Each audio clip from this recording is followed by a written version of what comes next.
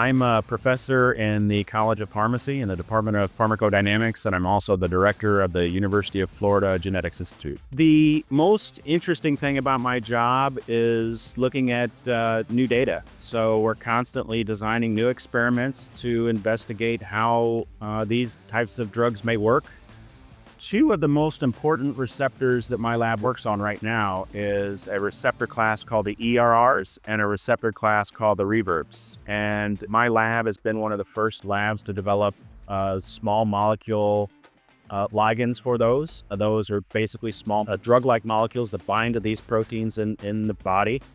And we've found that these receptors can facilitate many of the same physiological pathways that are involved in exercise metabolism. So what these drugs do are to basically mimic the actions of what physical exercise does. We've also recently discovered that certain natural products from food sources when purified, can activate these receptors. And what we believe is that if we purify those natural substances and provide those to individuals at higher concentrations that are within those food substances, that they can be used as exercise mimetics and improve human health. My research has been characterized as exercise in a pill before.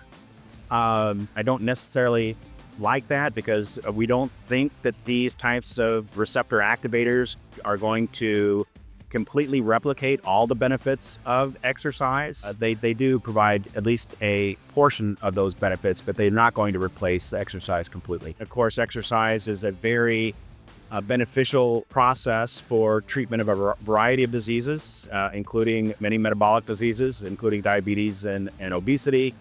A point that one needs to consider that many people with these diseases can't exercise to the degree they'd like to exercise, or may never be able to exercise to the degree that they would like to exercise.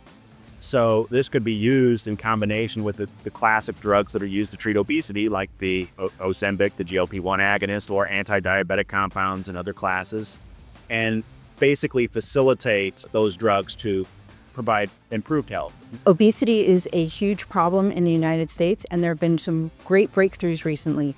The GLP-1 agonists, such as Ozempic, have been a game changer. But this is the next level, and it'll benefit people who might have side effects when they take these GLP-1 agonists and aren't able to tolerate them. Congratulations to the Burris lab and Dr. Burris for developing these molecules. I think that this is going to have a really great impact on the health and wellness of all the people who suffer from obesity.